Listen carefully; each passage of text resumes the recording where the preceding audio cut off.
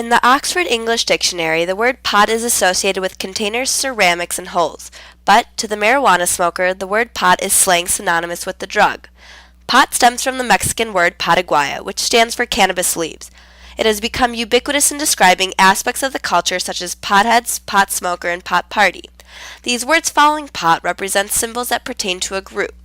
Culture is described as a way of life, of social environment characterized by or associated with the specified quality or thing. It is essential to have a group of people belonging to it. This indicates that cultures are based on common interests that are shared by a group. Pot culture is exactly that, a culture based on symbols and a way of life. The government and other drug organizations have stereotyped pot smokers to prevent the expansion of the culture.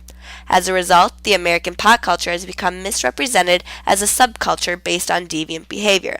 However, it is a way of life formed around the alienation of a group.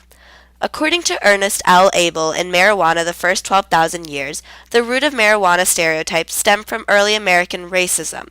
Immigrants from China, Mexico, Africa, and India were the first groups known for bringing marijuana into the U.S. during the 1800s.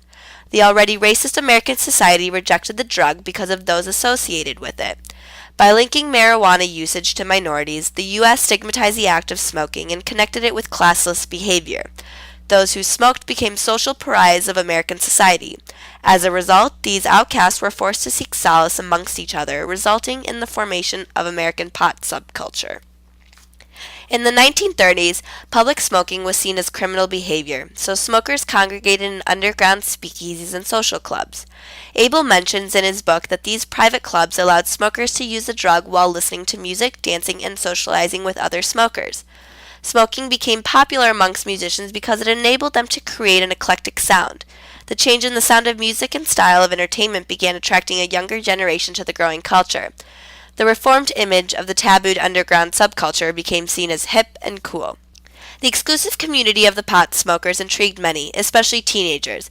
This, Lynn Zimmer and John P. Morgan state in Marijuana Myths and Marijuana Facts, made the U.S. government and anti-marijuana organizations fervent in preventing the spread of the recreational drug.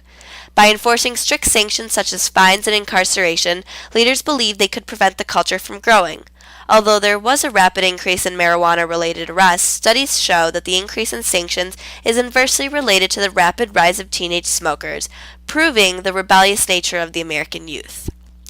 Contrary to the U.S., the Netherlands has diminished marijuana as a symbol of rebellion by accepting it as a drug that is not harmful. The Dutch government has set guidelines and managed marijuana activity because they believe it prevents the alienation of marijuana users from mainstream values of their society. The success of their policy is apparent through studies from Zimmer and Morgan's book that compare the usage of marijuana by the Dutch and Americans. Studies show that pot smoking amongst teenagers in the Netherlands is 7%, while the U.S. is 13%. The average age of first-time smokers in the Netherlands is 20. The U.S. it's 16. Pot culture is not an outlet for deviant behavior, but a means of socialization and a way of life. U.S. perception of pot culture is based on the use of an illicit drug rather than a carefree mentality.